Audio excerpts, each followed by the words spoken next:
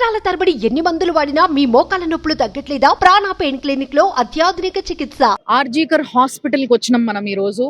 ముఖ్యంగా మన సౌత్ నుంచి వచ్చిన ఏకైక ఛానల్ సుమన్ టీవీ. మీ అందరికీ అసలు ఇక్కడ ఏం జరిగిందో స్పష్టంగా చూపించే ప్రయత్నంలో ఎక్స్క్లూజివ్ గా మీ అందరి కోసం ఈ రోజు నేను కోల్కతాలో ఉన్న ఈ హాస్పిటల్కి వచ్చిన, ఆర్జీకర్ హాస్పిటల్ కి.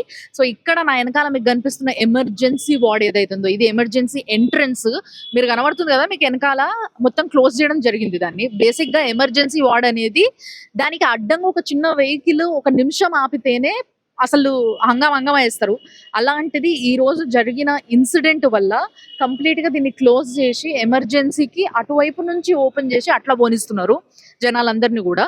సో యాక్చువల్లీ ఇది ఎందుకు క్లోజ్ చేసినారు అనేది చెప్తాను నేను. ఎందుకు అని అంటే ఇదే బిల్డింగ్ ఇప్పుడు నా వెనకాల కనబడుతుంది కదా, ఈ బిల్డింగ్ లా 3rd ఫ్లోర్ లా ఆ అమ్మాయి ట్రైనీ డాక్టర్ గా, అంటే పీజీ కంప్లీట్ చేసుకొని ట్రైనీ డాక్టర్ గా, కొంచెం అంటే ట్రైనీ కాబట్టి కొంచెం స్టేఫెన్ వస్తుంది.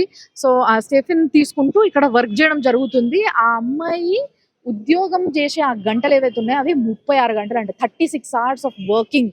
అంటే 36 hours వర్కింగ్ చేస్తున్న ఒక మహిళ అలిసిపోయి ఒక సెమినార్ హాల్లో పడుకుందాం, కొంచెం రెస్ట్ తీసుకుందాము, ఒక 2 గంటలు, 1 గంటనో టైం దొరికింది కదా అని చెప్పేసి పాపం అలిసిపోయిన పిల్ల ఇంకొక 2 గంటలల్లా ఆమె ఉద్యోగం కంప్లీట్ చేసుకుని ఇంటికి పోవాల్సిన పిల్ల రాత్రి 2 గంటలకు ఆ సమయంలో 2 గంటలకు 3 గంటలకి కొంతసేపు అట్లా పండుకుందామని పండుకోగానే ఆమె పైన ఈ అఘాయిత్యం జరిగింది.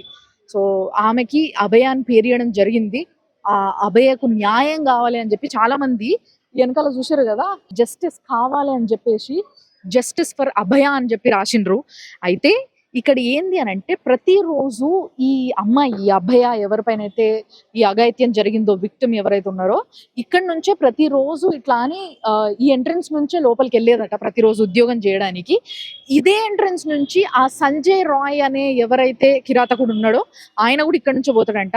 సో ఆయన ఏంది అని అంటే బేసిక్ గా పోలీసులు కాంట్రాక్ట్ బేస్డ్ గా ఆయనని ఉద్యోగంలో పెట్టుకున్నారంట. సో కొన్ని పనులు చేయడానికి మనందరికీ తెలుసు, కాంట్రాక్ట్ బేస్ గా కొంతమంది పోలీసులు కొంతమందిని వర్క్ లో పెట్టుకుంటారు. ప్రతి నెల 15,000 అట్లా కొంచెం పైసలు ఇచ్చేసి పెట్టుకున్న ఒక వర్కర్. ఇక పోలీసు వాళ్ళు మనకు అండగా ఉన్నారు కదా అని చెప్పేసి ఒక కిరాతకమైన ఆలోచనతోని ఆ పిల్లని ప్రతిరోజు, అభయాన్ని ప్రతిరోజు పోతుండగా వస్తుండగా గమనించేటోడంట ఈ సంజయ్ రాయ్ అనేటోడు. అంతేకాకుండా ఇద్దరు కూడా ఇదే ఎంట్రన్స్ లో పోవడము. అండ్ ఇంకోటి ఏంటంటే సంజయ్ రాయ్కి ఈ హాస్పిటల్లో ప్రతి దగ్గరికి, అంటే అది మార్చురీ రూమ్ అయినా సరే, అది ఆపరేషన్ థియేటర్ అయినా సరే, ఐసీయూ అయినా సరే, ఏ వార్డ్ అయినా సరే, ఎటువంటి పర్మిషన్స్ లేకుండా డైరెక్ట్గా వెళ్ళిపోయే ఒక కలుపుగోలుతనం ఉండేనంట ఆయన దగ్గర. ఎందుకంటే ఆయననే ఒక పోలీస్ లాగా ట్రీట్ చేసేటోళ్ళంట ఇక్కడ వాళ్ళందరూ కూడా. అంతేకాకుండా కరెక్ట్గా ఈ ఘటన జరగడానికి అంటే 20 రోజుల కింద జరిగింది ఇది. సో 20 రోజులకి కరెక్ట్ గా ఇంకో 2 వారాల క్రితము ఇక్కడ ఎవరైతే లేడీస్ వర్క్ చేస్తున్నారో, అంటే నర్సులు కావచ్చు, ఎవరైతే స్టాఫ్ ఇక్కడ వర్క్ చేస్తున్నారు ఈ హాస్పిటల్లో, వాళ్ళని చాలా గలీజ్ గా ట్రీట్ చేసిండంట, అంటే మిస్బిహేవ్ చేసిండంట ఈ సంజయ్ రాయ్ అనేట ఆయన. సో అట్లా మిస్బిహేవ్ చేసినందుకు గనుక వాళ్ళు పోయి ప్రిన్సిపల్ కి ఆల్రెడీ ఒక కంప్లైంట్ ఇవ్వడం కూడా జరిగిందంట.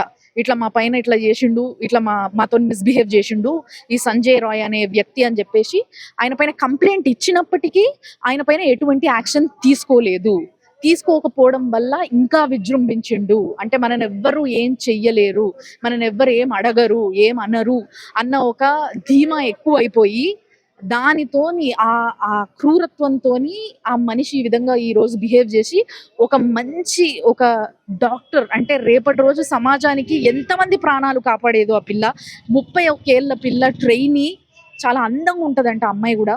సో అలాంటి ఒక అమ్మాయిని అరాచకంగా, మీ అందరికీ తెలుసు కదా, ఆ ఇన్సిడెంట్ జరిగిన తర్వాత ఆ తల్లి గుండెలు బాదుకొని ఏడ్చింది కూడా ఇదే ప్లేస్ లా, ఈ ఎమర్జెన్సీ వార్డ్ కి ఆపోజిట్ ఇక్కడ బయట 3 గంటలు వెయిట్ చేయించారంట. ఇక్కడనే ఆ పేరెంట్స్ కూడా 3 గంటలు ఆ అమ్మాయిని చూడడానికి వెయిట్ చేసిండ్రంట.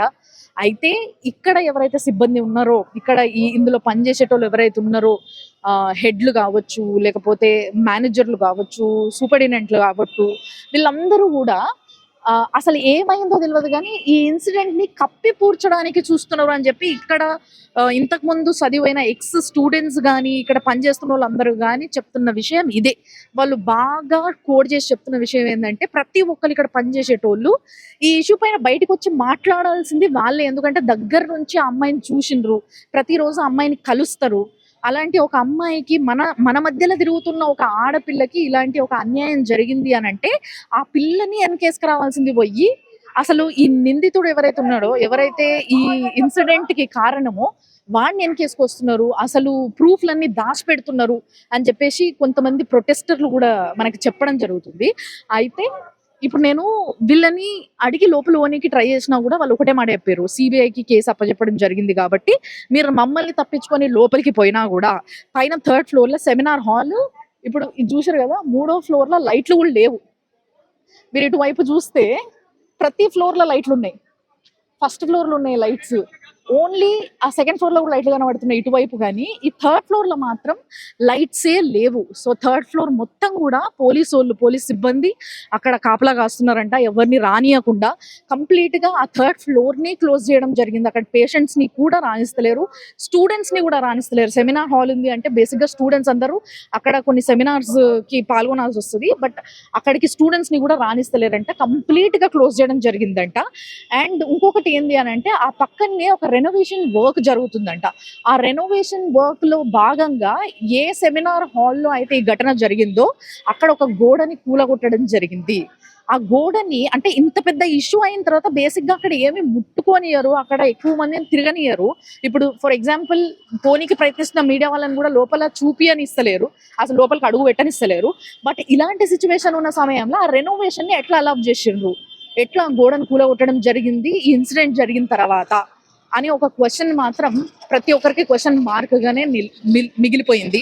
అండ్ ఇంకొకటి ఏంది అనంటే, ఆ అమ్మాయి ఇంకొక 2 గంటల్లో ఇంటికెళ్ళిపోవాల్సిన పిల్ల పొద్దున 11:15 వరకే కూడా ఇంకా ఇంటికి రాకపోయేసరికి తల్లి, తండ్రి ఒక్కసారిగా ఏమైపోయిందో అసలు, అంటే రాత్రి పడుకునే ముందు తల్లిదండ్రితోని మాట్లాడిన పిల్ల, నేను తిన్నా ఇప్పుడే, కొంచెంసేపు రెస్ట్ తీసుకొని మళ్ళీ డ్యూటీకి ఎక్కాలే, కొంచెంసేపు రెస్ట్‌కి టైం దొరికింది నాకు అని తల్లి, తండ్రికి ఫోన్ చేసి చెప్పి అప్పుడే జస్ట్ పడుకున్న పిల్ల పైన ఈ అఘాయిత్యం జరిగింది. అందరికీ రేజ్ అయిన క్వశ్చన్ ఏంది అనంటే, ఒక్కడు కాదు, ఇది ఈజీగా ఒక 3, 4 కలిసి చేసిన అఘాయిత్యం. అంటే సామూహిక అఘాయిత్యం అని చెప్పేసి ఒక కన్క్లూజన్‌కి వచ్చిండ్రు.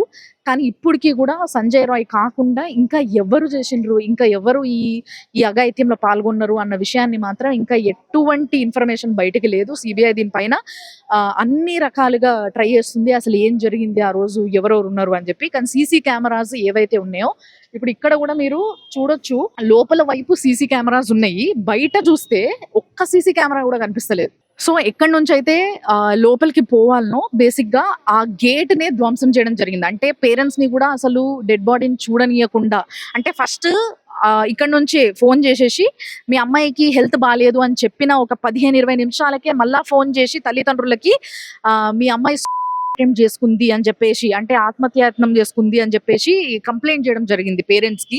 అసలు అది ఏందో అర్థం కాని తల్లిదండ్రులు ఒక్కసారిగా షాక్ లో ఉరుకొచ్చినాక ఇక్కడ ఆగిపోయి, అంటే ఇక్కడ వాళ్ళ తల్లిదండ్రులను కూడా ఇక్కడ ఆపేసి, ఒక పిల్ల పాపం ఇక్కడ చదువుకొని ఒక మంచి డాక్టర్ అయిన తర్వాత ఆ పిల్ల బాడీ చూసే అధికారము, హక్కు వాళ్ళకు కూడా లేదా? ఒక్కసారి కాలేజ్ లోపలికి వస్తే కాలేజ్లు ఈ విధంగా పనిచేస్తున్నాయా మన దగ్గర?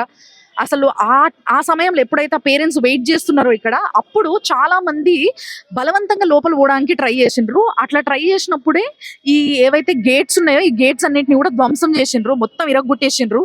సో అందుకోసం ఈ గేట్ అంతా కూడా ఇరిగిపోయింది. దానివల్లే ఇక్కడ జస్ట్ ఒక ఇది బ్యారియర్ ఒకటి అడ్డం పెట్టుకొని చైర్లు వేసుకొని బయట కూర్చున్నారు పోలీసులందరూ కూడా. ఆడోళ్ళు వస్తే ఆడోళ్ళని ఆపడానికి, మొగోళ్ళు వస్తే మొగోళ్ళని ఆపడానికి, మగ పోలీసులు ఆడ పోలీసులు అందరూ కూడా బయట ఉన్నారు. సో అది పరిస్థితి ఈడ.